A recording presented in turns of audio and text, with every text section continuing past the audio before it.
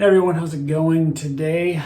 Well, it's getting to be EA time in Air Force ROTC, so I thought I would do a video on field training and how to be successful, give you some tips. Now, my experience in field training has been a little bit removed, I realize. I was there in 2016 as an FTO. I pushed 3 flights through, and I was also back in 2019 as a instructor. Now, I know it's a little bit different. Back then, you did half of your time in Garrison and you did half of your time at Camp Shelby in Mississippi. Last I checked, the whole thing was at Camp Shelby. So it's gonna be a little bit different, but the basic fundamentals are gonna be the same that I'm gonna give you some tips on. Hopefully, all y'all are happy and got your EAs and are gonna be the future officers in the Air Force and Space Force. But you might need some tips. I saw a lot of people through 3 flights that I pushed through in 2016, and even as an instructor, that were just kind of dazed and didn't really know what was happening. Field training has numerous purposes. I was at field training to evaluate the cadets. I was a major at the time, and I was evaluating how well each cadet does, their viability to be in the Air Force, that sort of thing. One of the things that field training tries to determine is if you're able to perform well under a stressful situation. And we don't want you to freeze up under stressful situations. Secondly, is you need to be able to work as part of a team. If you're just out there for yourself, not gonna help anybody out, then that's not gonna be good for you. Because we are part of a team, a diverse team. The military is extremely diverse, and we need to be able to work with each other to get the mission done. So those are the main 2 things, besides just being able to follow orders, think outside the box, come up with solutions, that sort of thing. Overall, it's stress and being part of a team. So when you first get there to field training, make sure to dress as you are instructed to dress, because you will stick out like a sore thumb if you come in shorts and flip-flops. So wear your khakis and a polo, which is what they had them wear back when I did it. So you're going to have all your luggage that you were told to bring. So make sure, that's the big thing. Follow instructions. Whatever the instructions for reporting to field training are, you follow them.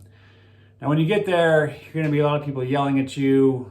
They're gonna say, get off the bus, do this, do that. They're gonna march you to your dorm. Well, it used to be a dormitory. You might be in tents in Camp Shelby, I'm not exactly sure. But wherever you're gonna go to your flight area. They're gonna march you to your flight area.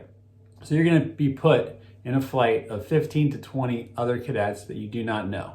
Now this is by design.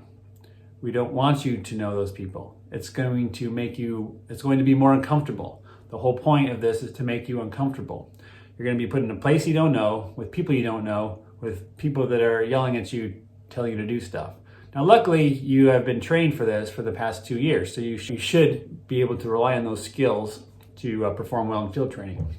But you are going to be uncomfortable and you are going to be stressed. With the stress, come up with a way to handle stress. If you are easily stressed, go online, figure out what can work for you. Is it breathing exercises? Is it thinking about something that can get you out of that stressful mindset? Because if you get overly stressed, you're going to not perform as well. If you let stress get the better of you, then you're not going to perform well. You are going to be there in your flight with people you do not know. Now get to know those people. The human inclination or the human instinctual thing is to just kind of go into your shell just to survive at this point. So not say anything, just do what you're told, not say anything, try to just fly by under the radar. You should resist this urge. You need to meet everyone else in your flight so you can get that comfort with them. You need to help them. Help each other out. That's one of the biggest things, is helping each other out. I hate when I go into a dorm room inspection and I'm looking at the locker, and one of the easiest things that's been ever since I was into field training back in 2003 is the number of hangers and the hanger spacing. You need to have a certain number of hangers in your wall locker, and they need to be evenly spaced. Half of this wall locker is evenly spaced. The other half, everything's shoved to the side. So these 2 people are roommates. They live in the same room, and one of them is doing it right and the other one is not doing it right. That is unacceptable to me. If you are the one who knows what you're doing, you don't just let your roommate fail like that. And I saw that a lot. That wasn't just a one-time instance. One roommate did it one way, the other roommate did it the other way. One was right, one was wrong. They weren't helping each other out. If someone on your flight is not good at making beds, at folding things, doing the locker display, and someone is good at it, organize, figure these things out. You don't need to do everything yourself. You can have one person go through and check everyone's stuff before inspection. Okay, so back to stress.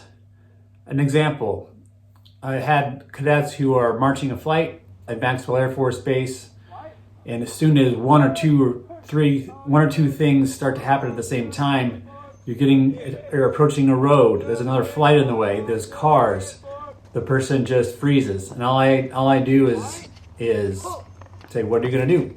What are you gonna do? You have people here, I'm just talking in a normal voice, maybe a little bit more quickly, but I'm asking them questions. What are you gonna do? What are you gonna do? What are you gonna do? Now he needs to think through my voice, think through what's happening, and be able to make a decision and go forth. That's the kind of thing.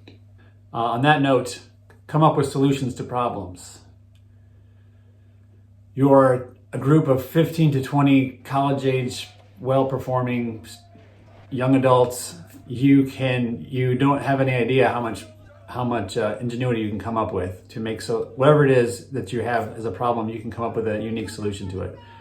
I was always actually quite surprised at some of the solutions that cadets would come up with to problems that would arise. But it's tough because you're going to get lack of sleep, you're going to be stressed, and it's harder to come up with good solutions to problems when you're in that situation, but you have to be able to do that. A lot of the time when the first group of cadets comes in for a new flight that I had, they're just kind of dazed. You're going to be uncomfortable.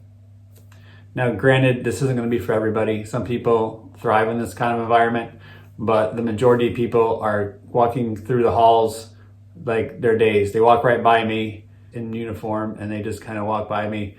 No bracing the wall, no greeting of the day. So remember what you do at your detachment, you should do in field training. Greeting of the day to all the CTAs, to all the FTOs.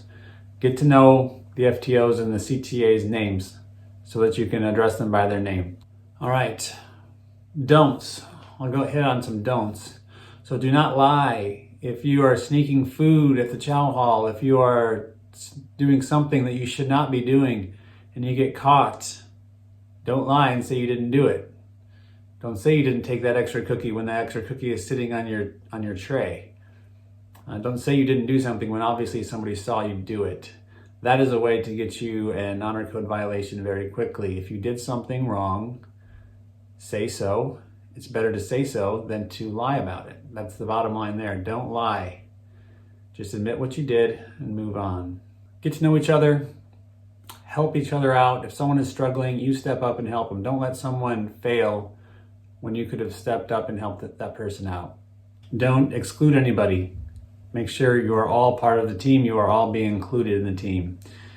And volunteer for things. Step up with ideas. Step up when you want to volunteer for something, because someone just trying to get by in the background is not going to fare well at field training. So that is my overall advice for field training. I had been thinking about this lately because I've been watching some forums, and I wanted to get my thoughts out there before. That's my best advice. I hope I can help you guys succeed in field training so you can come back as POC and lead. And don't forget, just because you come back from field training as a POC, you don't know everything. Even when you're a lieutenant, you don't know everything. When you're a captain, you don't know everything. Even when you're a major, like myself when I retired, or a lieutenant colonel, you still don't know anything. You still don't know everything. You are always learning. So don't think that you know the answer to everything just because you come back from field training and you're a POC. You're very shortly removed from the AS2s. Bear that in mind. Don't expect to be a world-class leader just because you got through field training. You still need to work on your leadership skills and go from there to be a good lieutenant and a good Air Force or a Space Force member. All right, so that pretty much wraps it up for today. I wish you all good luck this summer in field training, and I hope you come back with some really cool stories.